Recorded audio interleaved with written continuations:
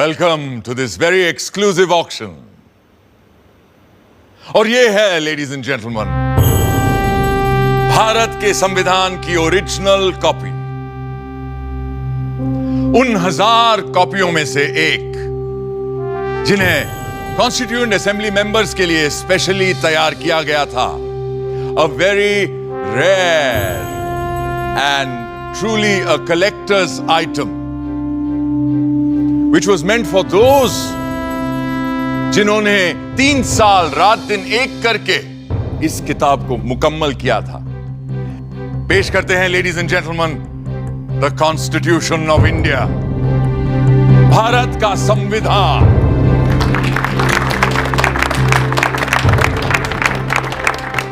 ये कोई आम किताब नहीं, बल्कि प्रतीक है हमारे मुल्क का।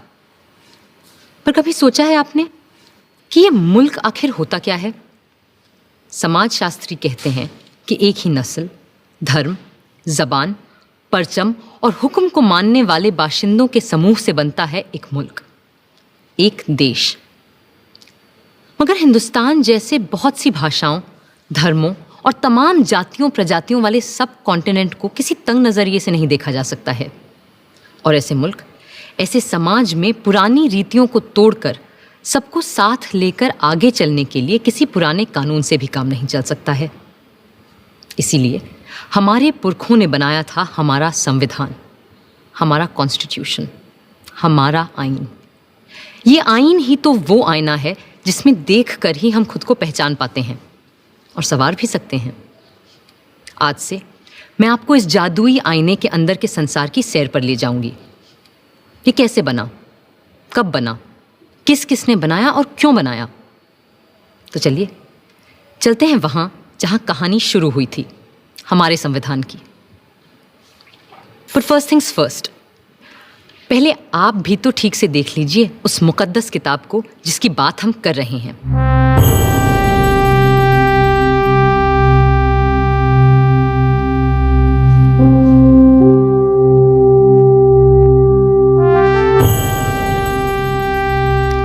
शांति निकेतन के प्रसिद्ध चित्रकार श्री नंदलाल बोस की रहनुमाई में कई कलाकारों ने भारत के इतिहास, पुराण और लोक कथाओं की छवियों से इस ग्रंथ को सजाया था। और प्रेम बिहारी नारायण रायजादा जैसे खुशखत कातिबों ने इसे अपने कलम से निखारा था।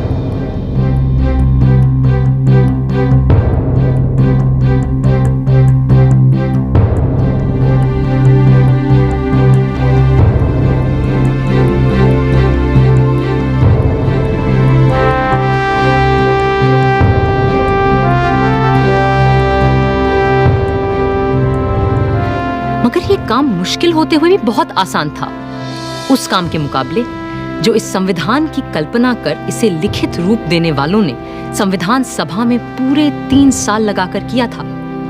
क्योंकि वह कल्पना केवल एक किताब की नहीं थी, वह तसव्वुर था एक नए मुल्क का, एक नए समाज का, एक ऐसी नई संस्कृति का जो इससे पहले इस संसार में कभी देखी नहीं गई थी। दिसंबर 1946 में जिस इमारत की तामीर शुरू की गई थी, असल में उसकी नींव बहुत पहले रखी जा चुकी थी। 1857 की क्रांति के दौरान बागी सिपाहियों ने भी हिंदुस्तान का एक अपना संविधान बनाने की कोशिश की थी। उनका विद्रोह तो जल्दी ही दबा दिया गया, मगर आजाद देश का एक अपना आईन बनाने का सपना न दबा था न हारा था। और जैसे जैसे महात्मा गांधी के नेतृत्व में आजादी की आवाज तेज हुई, तो अपना संविधान बनाने की मांग भी और तीव्र होती गई। My mentor Gopal Krishna Gokhale presented to the British government a note on the Constitution in 1914, and the British said, yes, we will accept it after the war. But now they want to make a constitution for us. But you know, a constitution for India should be and can be framed only by Indians. Now it works. What will you do with this spinning wheel, Mr. Gandhi?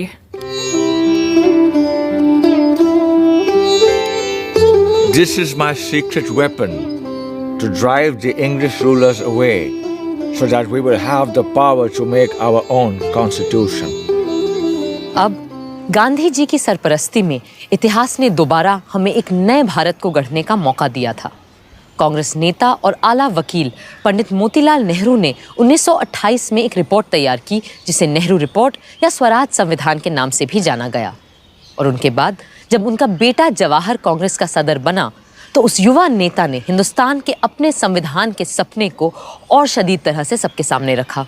आजादी दी नहीं जाती, स्वतंत्रता किसी कानून के नुक्ते को बदलकर नहीं मिला करती। इस तरह तो नए निजाम के नाम पर अंग्रेजों की पुरानी गुलामी को और मजबूत किया जाएगा। सच्ची आजादी तब मिलेगी जब हम अपनी चुनी हुई संविधान सभा के जरिए खुद अपने देश का संविधान सोचेंगे, अपना आईन तय करेंगे, अपना कॉन्स्टिट्यूशन बनाएंगे। भारत माता की जय! भारत माता की! जवाब में अंग्रेजों ने सन 1935 में एक गवर्नमेंट ऑफ इंडिया एक्ट बनाया। ये एक्ट भारतीयों की उम्मीदों से न सिर्फ बहुत कम और अलग था, बल्कि इसकी वजह से कांग्रेस और मुस्लिम लीग के दरमियान दूरियां और बढ़ने लगीं। इस बीच दूसरे विश्व युद्ध के दौरान सन 1945 में डॉक्टर तेज बहादुर सप्रू ने सभी पार्टियों से मशवरा करके एक सांझे संविधान का खाका बनाने की कोशिश की। उधर वर्ल्ड वॉर II की मार और इधर आज़ाद हिंद फौज और भारत छोड़ो आंदोलन के चलते अंग्रेजों का भारत पर अनंत काल तक राज करने का इरादा नेस्तनाबूद हो चुका था। विंस्टन चर्चिल युद्ध तो जीते, मगर बेचारे चुनाव हार गए और बर्तानिया के नए प्रधानमंत्री क्लेमेंट एटली ने कहा कि भारत के लिए नया संविधान बनाने और मुसलमानों को अलग अधिकार देने की मुस्लिम लीग की मांग पर काम फौरन शुरू किया जाएगा। इसी के मद्देनजर पहली बार हिज मैजेस्टी की सरकार के 3 कैबिनेट मंत्री एक साथ भारत भेजे गए और ये कहलाया cabinet mission. Believe me, India will be a much better place after you have left us to ourselves. That's precisely what we ought to do, Mr. Gandhi. Our only fear is whether it's possible to minimize the violence and the bloodshed which is predicted in the subcontinent when it breaks into Hindustan, Pakistan and Princestan. Then don't break India. But what about Mr. Jinnah's Pakistan? Why will you listen to my brother Jinnah if you are not ready to listen to others? And why do you presume that Jinnah will not see sense when you meet him in Shimla? I do wish your hopes come true when we meet in Simla, but it is important that you're also present there. What will I do there? I'm neither a member of the Congress nor of the Muslim League or of the other outfits that you have invited there. But still, we will need your wise counsel in Simla when discussions are held about an interim government and a new constitution for India. लाट साहब यानी vice Roy की शिमला कोठी में बैठक लग रही थी और वहां भारत भर की अहम सियासी हस्तियां जमा हो रही थीं। कांग्रेस की तरफ से आए थे उनके अध्यक्ष मौलाना आज़ाद, साथ में थे पंडित जवाहरलाल नेहरू, सरदार वल्लभ भाई पटेल और खान अब्दुल गफार खान।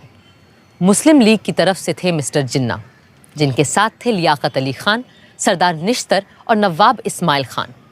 फिर सिख, पारसी, ईसाइयों और दलितों के नुमाइंदे भी थे।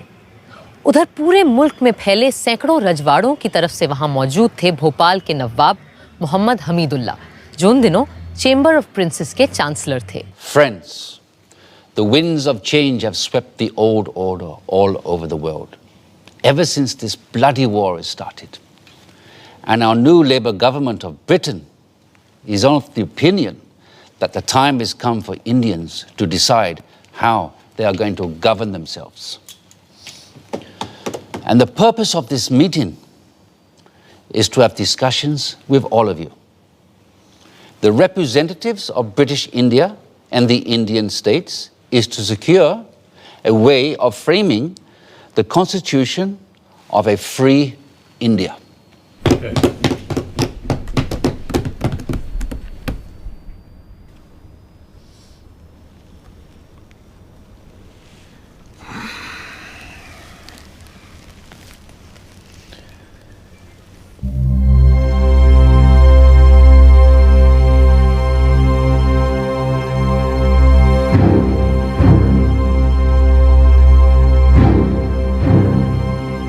जिन्ना साहब को ये बात नागवार गुजर रही थी कि जिसे वो महज हिंदुओं की पार्टी मानते थे, उस कांग्रेस के आधे नुमाइंदे मुसलमान थे और उनकी रहनुमाई भी एक मुसलमान ही कर रहा था।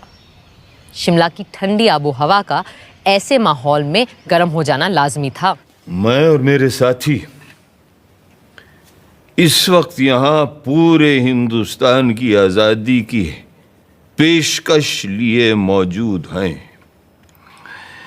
बाकी मसाइल दोयम है जो हम बाद में भी तय कर सकते हैं। अपनी कॉन्स्टिट्यूएंट असेंबली में जो जमा होगी एक आज़ाद हिंदुस्तान के ख्वाब की ताबीर करने के लिए।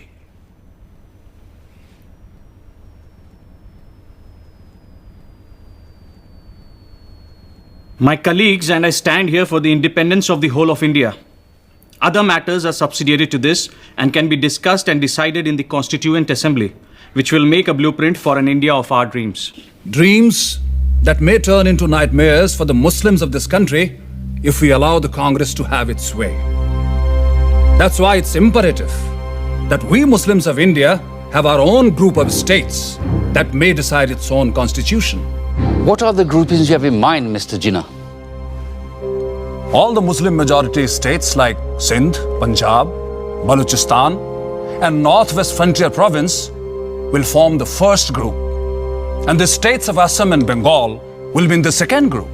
Mr. Jinnah, if, as you suggest, these groups separate from the body of India, well, then pray tell us, what is left for the Constituent Assembly to make laws for? The rest of India in the center and the south? And what happens to the princely states? Well, they can have their own constituent assemblies.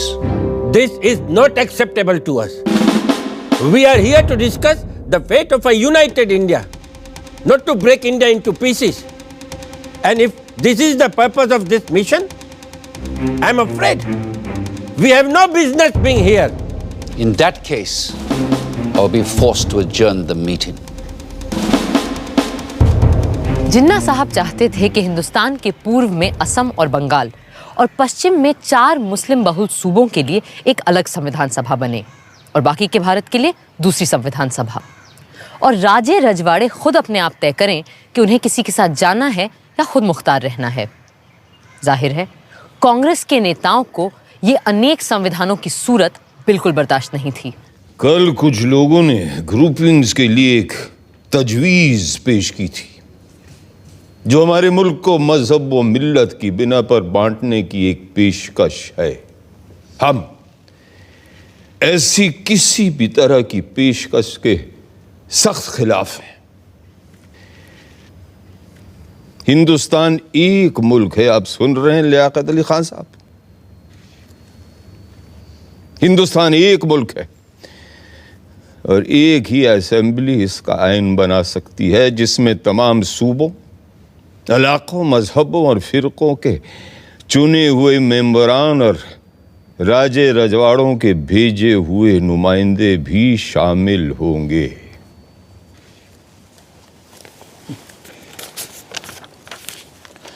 References were made yesterday to groups of provinces arranged on communal lines.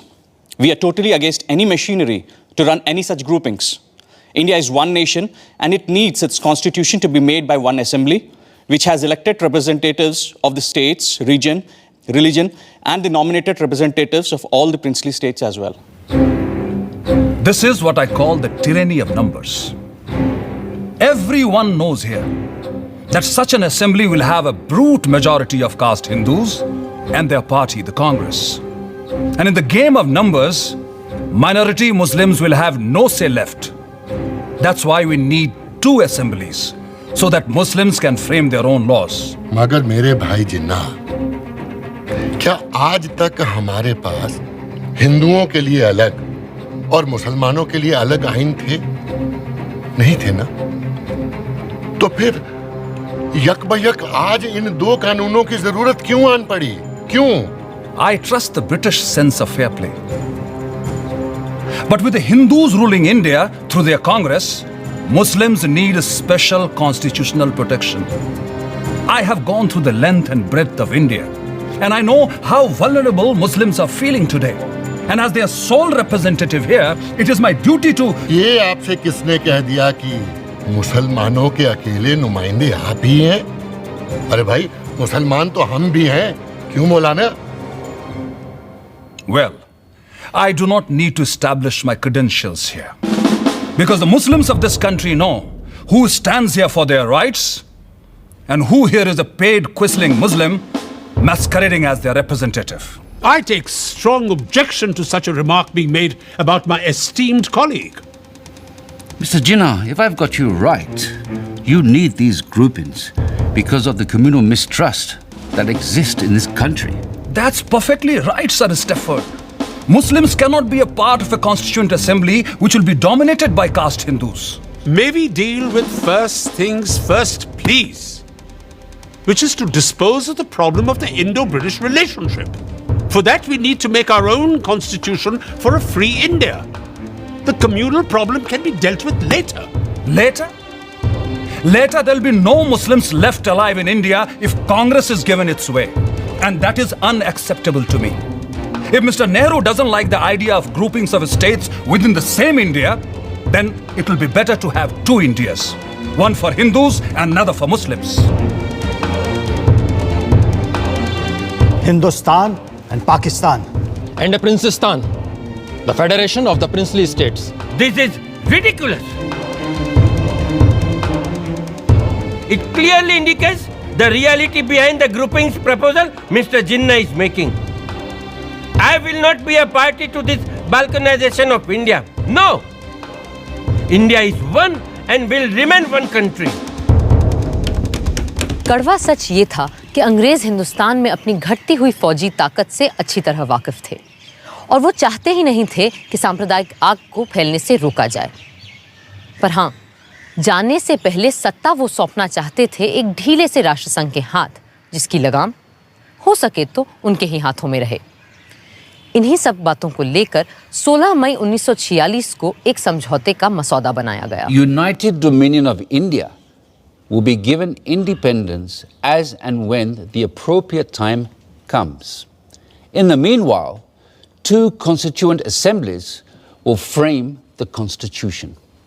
One for the Muslim majority provinces, which will be grouped Balochistan, Sindh, Punjab, and Northwest Frontier Province as the first, and Bengal and Assam as the second group.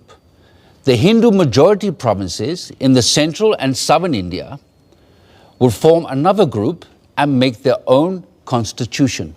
But the central government will be empowered to run foreign affairs, defense, and communications, while the residual powers and the responsibility will belong to the provinces coordinated by their group. How can you have two assemblies for one nation? Are you suggesting that there will be Hindu constitution and Muslim constitution? And which constitution will be applicable to the central government? But sir, Assam is not a Muslim majority province. Then why? Gentlemen, please, these are only recommendations which have yet to be accepted by the two main parties, that is the Indian National Congress and the Muslim League, whose working committees are going into details of this plan, and there is no need for us to add anything more at this moment. Thank you. But Nehru is adamant he won't agree to such a proposal. I'm ready to sit together with Jawaharlal, for whom I have great regard, to convince him of the value of these groupings, since he has no desire that the British stay back in India any longer. And if I'm right, then even British do not desire to stay back here any longer. Not just Nehru. The entire Congress Working Committee is dead against the concept of two constituent assemblies and two separate constitutions. In that case, they must agree to partition and for the creation of two nations. Because the only way I can agree to one union of India is if Congress agrees to two groups, as proposed by me.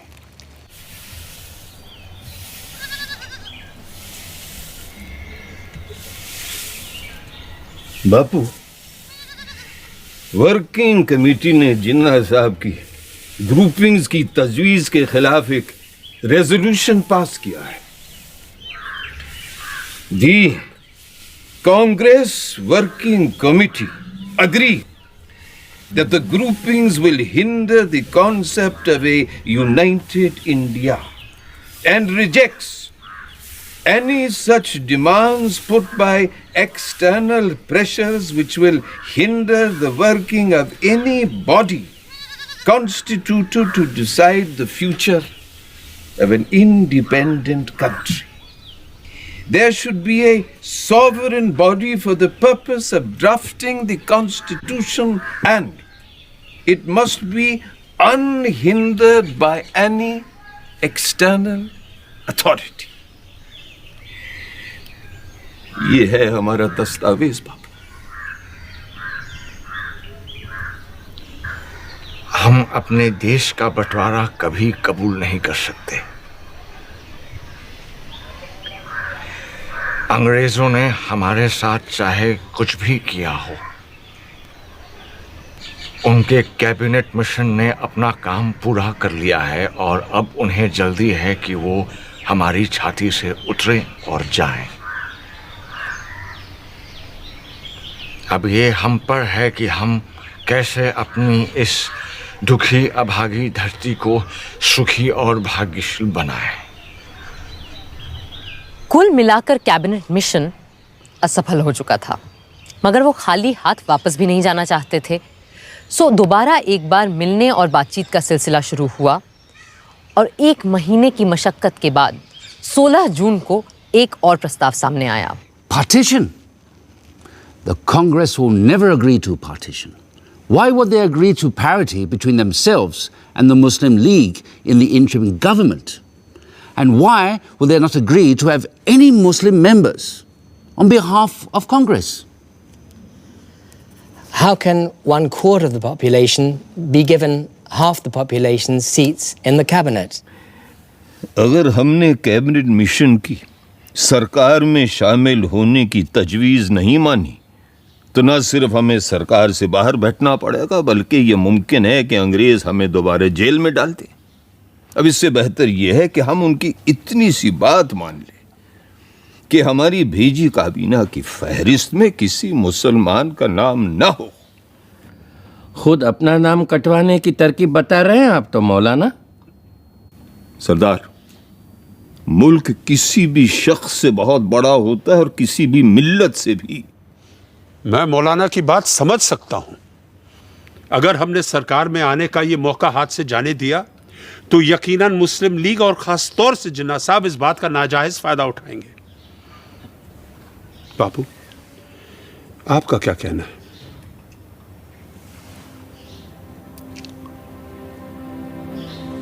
मैं किसी फायदे या नुकसान की बात नहीं जानता। मैं वही बोलूंगा जो मेरी आत्मा का कहना है, और मेरा मानना यह है कि जिन्ना साहब के डर से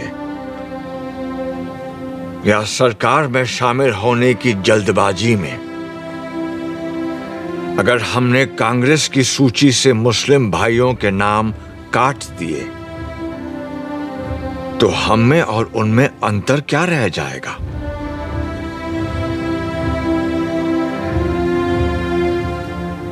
जिन्ना साहब सिर्फ मुसलमानों के नेता हो सकते हैं,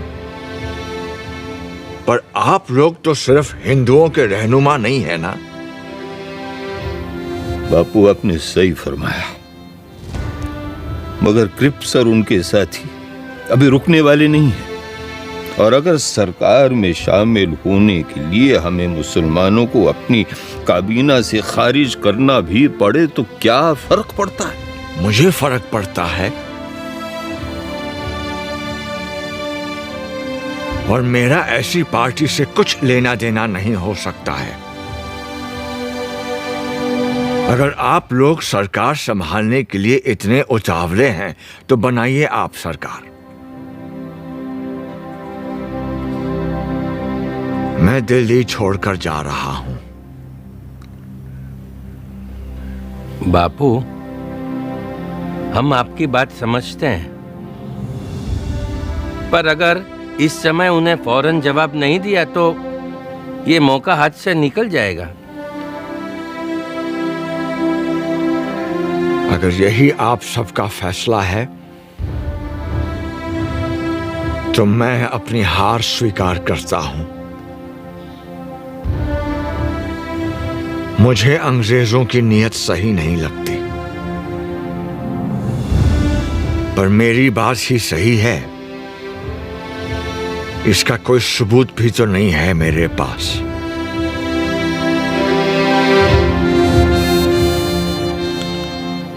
अगर आप सबकी आज्ञा हो तो मैं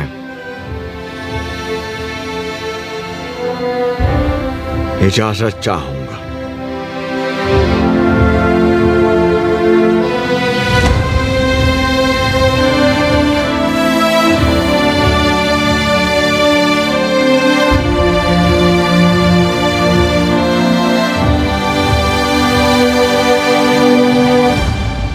तो अब हम बापू को जाने दें।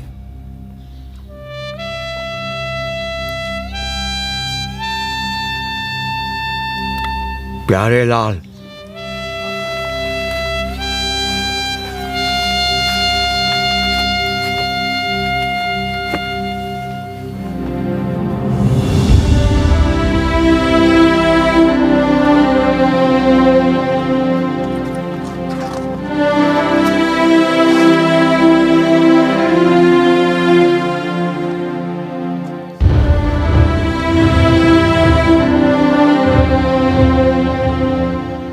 यूं नया संविधान बनाना तय हो गया, और ये भी कि जिन्ना साहब की तजवीज़ के खिलाफ सिर्फ एक संविधान सभा मुल्क का रूप स्वरूप तय करेगी।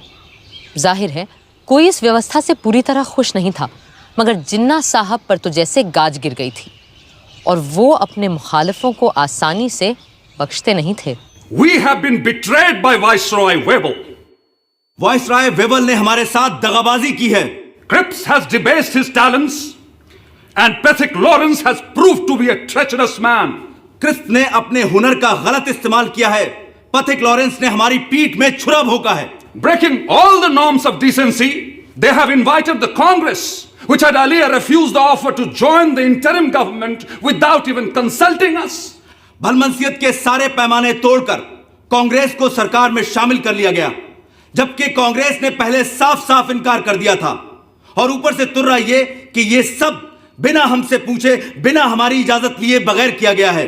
In such a situation, if I have to safeguard the interests of the Muslims of this subcontinent, then I'm left with no choice but to bid goodbye to constitutional methods. इस सूरत में अगर मुझे मुसलमानों की इज्जत, गैरत और हुकूक को बचाना है, तो मेरे पास कोई और सूरत ही नहीं रहती सिवाय इसके कि हम कॉन्स्टिट्यूशनल यानी आईनी तरीकों को ताक पे रख दें। The Hindu Congress has time and again employed the weapon of mass struggle to intimidate us, and the British have held their arms in authority to crush us. हिंदुओं की कांग्रेस हमेशा अवामी जद्दोजहद के नाम पर हिंदुओं के हुजूम से हमें डराती आई है, और अंग्रेज हुक्मरान अपनी बंदूकों, बेतों और बेनटों से हमें कुचलते आए हैं। Today, we too have forged a weapon and are in a position to use it. अब हमने भी अपना हथियार तैयार कर लिया है, और हम इसका इस्तेमाल भी जानते हैं। I call upon all the Muslims of this country to take to direct action. आज मैं हिंदुस्तान के सारे मुसलमानों से डायरेक्ट एक्शन की अपील करता हूँ। From Friday the 16th of August, we will resort to direct action till we have achieved our cherished goal, our Pakistan. ऐ अल्लाह के नेक बंदो, आने वाले जुमे 16 अगस्त से हम सीधी आर पार की लड़ाई लड़ेंगे। डायरेक्ट एक्शन और हथियार तभी रखेंगे जब मंजिल मखसूस सामने दिखाई देगी, यानी हमारा प्यारा पाकिस्तान। पाकिस्तान पाकिस्तान पाकिस्तान। मगर कायदे आजम, क्या हमारा डायरेक्ट एक्शन नॉन वायलेंट होगा? I am not going to discuss ethics here. और आप सभी लोग जानते हैं कि मुझे गांधी की अहिंसा वहिंसा में कोई यकीन नहीं है। कायदे आजम मोहम्मद अली जिन्ना। बातचीत, सुलह सफाई, रूठने समझाने मनाने के 2 महीने यकबयक खत्म हो गए। कैबिनेट मिशन वापस लौट गया और हिंसा के बादल चारों तरफ मंडराने लगे। वाइसरॉय वेबल ने सारे गवर्नरों को बुलाकर पुलिस व्यवस्था को चाक चौबंद करने को कहा, पर बंगाल के गवर्नर सर फ्रेडरिक बरोज ने वेवल को खबर दी कि बंगाल के मुस्लिम लीगी प्रधानमंत्री एच.एस. सोहरावर्दी के कहने पर उन्होंने 16 अगस्त को सारे पुलिस महकमे को छुट्टी पे भेज दिया है। 16 अगस्त 1946 भारत के इतिहास के काले दिनों में शामिल होने जा रहा था। जिन्ना साहब की पुकार पर 16 अगस्त की सुबह से ही हथियारबंद लोग कलकत्ता की सड़कों पर उतर आए और हत्याओं का सिलसिला शुरू हो गया। बदले में दूसरे संप्रदायों के लोग भी निकल आए और सड़कों पर 3 दिन तक सिर्फ हत्यारों का राज था। पुलिस छुट्टी मनाती रही, फौज अपने ड्रैगन टैंक लिए बैरकों में बैठी रही और सड़कों पर कत्लोगारत, खुरेजी और आगजनी होती रही। 3 दिन में 4000 से ज्यादा लोग मारे जा चुके थे। बंगाल में जो हुआ उसके बदले में पहले बिहार और फिर बाकी भारत में भी हिंसा का तांडव मचने लगा। बंबई शहर तक दंगों की चपेट में आ चुका था। पर पूर्वी बंगाल के नोआखली में जिस तरह हिंसा का चक्र शुरू हुआ उसने सबको दंग कर दिया। सब छोड़ छाड़ कर गांधी जी चल पड़े नोआखली।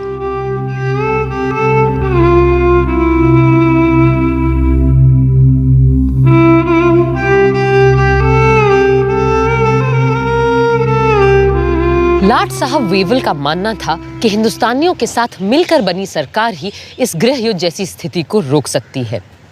सो पंडित नेहरू ने अंतरिम सरकार में वाइस प्रेसिडेंट और सरदार पटेल ने गृह मंत्री का पद स्वीकार कर लिया। जिन्ना साहब ने तो पहले इस सब का मजाक उड़ाया, फिर 15 अक्टूबर तक उनकी तरफ से भी लियाकत अली खान ने वित्त मंत्री का पद संभाल लिया। जिन्ना साहब खुद सरकार में शामिल नहीं हुए क्योंकि उन्हें नेहरू से छोटा या बराबरी का ओहदा मंजूर नहीं था। यूं आर्जी सरकार तो बन गई, पर उसका चलना कदम कदम पर दुश्वार हो रहा था। गांधी जी ने तो बहुत पहले ही लाट साहब वेवल को इस खतरे से आगाह किया था। You must make your choice of one horse or the other. You will never succeed in riding two at a time. Choose the names for the interim government from names submitted by the Congress or the League. For God's sake, do not make an incompatible mixture, and in trying to do so, produce a fearful explosion. Even a government headed by the League is not going to damage India.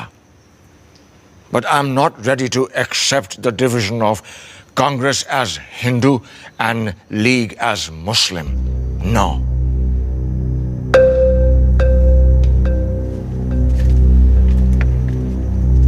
Wavell इतने हताश हो चुके थे कि उन्होंने अपने एक खत में सम्राट किंग जॉर्ज को लिखा, The situation reminds me of a childhood puzzle in which I had to manipulate marbles into their pens.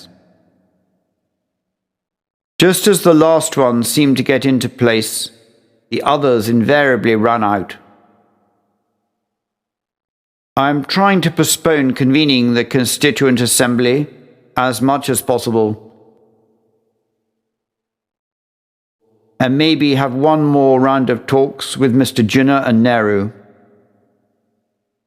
Perhaps in London, a city both of them have lived in and love.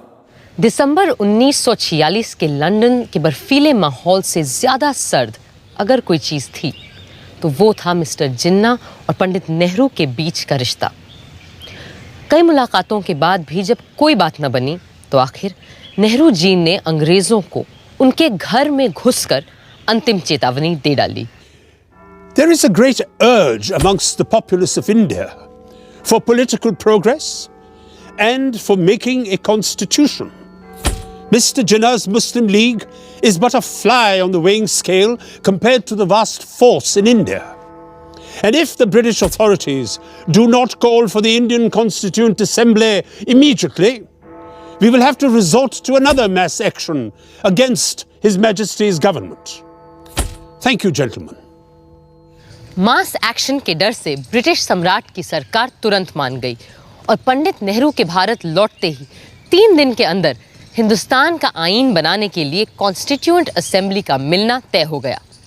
9 दिसंबर 1946 के ऐतिहासिक दिन इसी इमारत में पहली बार इकट्ठा हुई भारत की संविधान सभा। प्रादेशिक विधानसभाओं से चुने गए नुमाइंदे इस ऐतिहासिक दिन के लिए सज धज कर पधार रहे थे। मुस्लिम लीग ने जैसा कि उम्मीद थी, इसका पूरी तरह से बहिष्कार किया। हिंदुस्तान को एक नया रूप देने के लिए, एक नए संविधान को आकार देने के लिए सारे महत्वपूर्ण लोग कॉन्स्टिट्यूएंट असेंबली में मौजूद थे। बस 2 लोग वहां नहीं थे, और शायद 2 सबसे अहम लोग, कायदे आज़म मोहम्मद अली जिन्ना और महात्मा गांधी। संविधान सभा के बहुत से सदस्य गांधी जी से मार्गदर्शन और आशीर्वाद लेने उनके पास पहुंचे।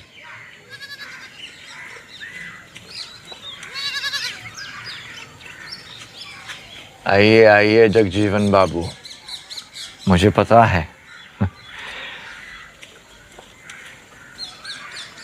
हम चाहे दुनिया का सबसे सुंदर संविधान क्यों न बना लें, पर वो भी बेकार साबित होगा अगर उसे अमल में लाने वाले लोग न हुए। बापू, मुझे पूरा विश्वास है कि हमारे यहाँ ऐसे अच्छे आदमियों और औरतों की कोई कमी नहीं है जो हमारे संविधान को कारगर करके दिखाएंगे। इसीलिए हम सब आपका आशीर्वाद लेने आए। बापू के आशीर्वाद हमेशा तुम्हारे साथ है, पर आज मैं तुम्हें एक तावीज़, एक टोटका दूंगा जो शायद तुम्हें सही संविधान बनाने में मदद करे। आप और तावीज़? बापू, मुझे लगता था आप तंत्र मंत्र यंत्र में विश्वास नहीं रखते। पर इस मंत्र पे पक्का विश्वास है मेरा। जब कभी अपने आप को शंका में घिरा पाओ तो इस परीक्षा को अपनाना। सबसे दीनहीन, गरीब, कमजोर इंसान जिसे तुमने देखा हो, उसका चेहरा याद करना और स्वयं से पूछना, जो मैं करने जा रहा हूं, क्या इससे उसका भला होगा? इस कदम से क्या उसे कुछ मिलेगा या नहीं? इससे क्या वो अपने भाग्य और जीवन को सुधार पाएगा या नहीं? या यूं कहो, ऐसे करोड़ों को स्वराज मिलेगा या नहीं, जो तन और मन की भूख से तड़प रहे हैं, जिनके पेट भी खाली है और हृदय भी। फिर देखना, तुम्हारी सारी शंकाएं छूमंतर हो जाएंगी।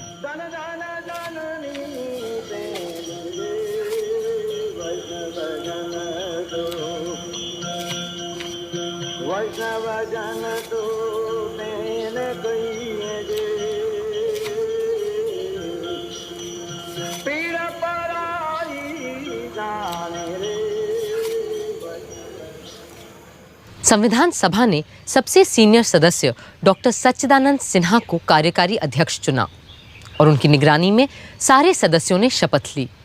फिर सभा के परमानेंट प्रेसिडेंट के रूप में चुना गया डॉक्टर राजेंद्र प्रसाद को।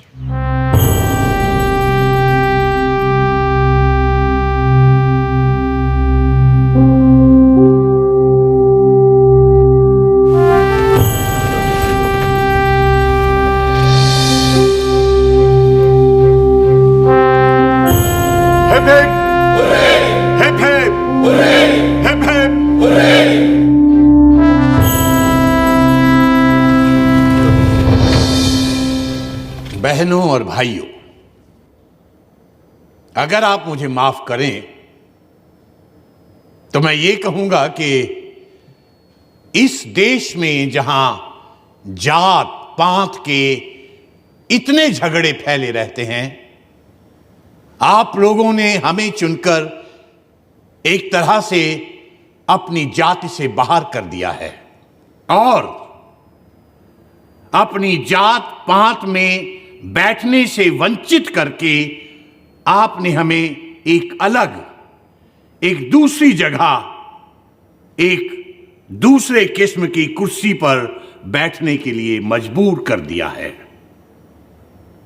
और सिर्फ इतना ही नहीं, बल्कि शायद आप में से हर एक आदमी यह भी उम्मीद रखता है कि इस सभा के कार्यों में मैं कोई ऐसा कार्य न कर बैठूं जिससे कि ये बात जाहिर हो कि मैं किसी खास दल या किसी खास फिरके का आदमी हूं।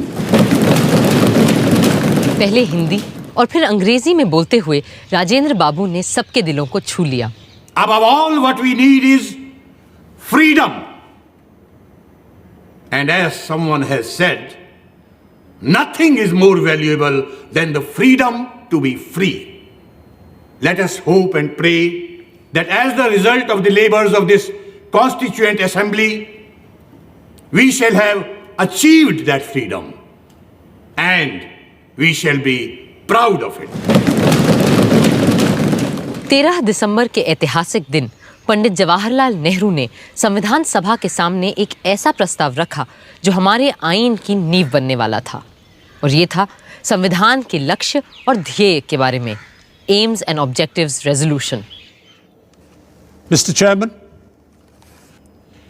the resolution that I am placing before you defines our aims and describes an outline of the plans and points to the way which we are going to tread. The resolution that I place before you is in the nature of a pledge, and I hope the House will pass this resolution, which is of a special nature. I beg to move, 1.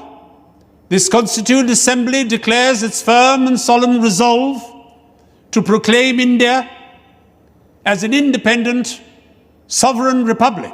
Bharat की अक्षुण्णता, अखंडता और स्वायत्तता से लेकर नए भारत में सबकी समानता और एकता तक की बात अपने प्रस्ताव में रखी थी पंडित नेहरू ने। 2. Wherein shall be guaranteed and secured to all the people of India justice, social, economic, and political, equality of status, opportunity, and before the law, freedom of thought, expression, belief, faith, worship, vocation, association, and action. एक एक करके 8 नुक्ते सामने रखे थे उन्होंने, और हमारे संविधान का पूरा नक्शा कुछ ही शब्दों में खींच दिया था। मगर उन्हें भी आज संविधान सभा में कुछ लोगों की कमी बहुत खल रही थी। आज इस असेंबली में हमें बहुत से लोगों की कमी खल रही है। हमें अच्छा लगता अगर और भी सभी इलाकों, सूबों और राज्यों के नुमाइंदे हमारे बीच होते। एक और शख्स आज यहां मौजूद नहीं है, मगर वो हम सब के दिलो दिमाग से दूर नहीं है। हमारे महान नेता, हमारे राष्ट्रपिता महात्मा गांधी जी, जिनकी लगन और मेहनत के बदौलत ही आज ये असेंबली मुमकिन हो पाई है। बापू यहां मौजूद नहीं है क्योंकि अपने आदर्शों को पूरा करने के लिए वो हिंदुस्तान के किसी कोने में चुपचाप काम करने में जुटे होंगे। पर मुझे इस बात का जरा भी शक नहीं कि उनकी रूह हमारे बीच यहां मौजूद है और हमें अपना आशीर्वाद दे रही है।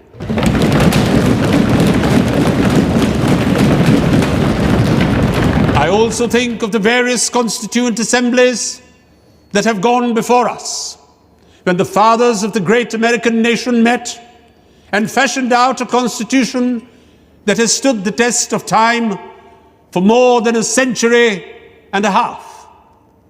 My mind goes back to that Constituent Assembly which met in the lovely city of Paris, and how the king and other authorities came in its way, and it still continued. Even the room for that meeting was denied, and the Constituent Assembly betook themselves to an open tennis court and did not disperse till they had finished the task they had undertaken. We too, whether we meet in this chamber or in the fields or the marketplace, will go on meeting and continue our work till we have finished it. 13 दिसंबर को AIIMS and objectives resolution के साथ पंडित नेहरू ने हमारे संविधान की नींव रखी थी, और 14 दिसंबर को जिन्ना साहब ने संविधान सभा की पूरी बुनियाद पर ही सवालिया निशान लगा दिया। Is complete independence the goal of the Muslim League? What do you think we are fighting for? Our goal is complete independence, certainly. The complete independence of Pakistan. But Mr. Jinnah, if the Congress accepts the proposals laid down by the British government, would the Muslim League be then ready to take part in Constituent Assembly? It's all very well to talk in this loose way about Constituent Assembly. The reality is that the Congress with 292 supporters, there might be a few less, has a brute majority, where the Muslim number is only 79. Is that what people understand when they talk of democracy? The truth is that between the Hindus and Muslims in India, there is no such thing as democracy. Does that mean that the Muslim minority wants a veto on the progress of the majority? What majority do you mean? If you mean the Hindus, then we wish them Godspeed. Go ahead and establish your Hindustan. Frame your constitution for the Hindus, but then leave us alone, and we shall frame a constitution for Pakistan. ये तो बस आगाज था। आगे और तमाम अड़चनें आनी बाकी थीं।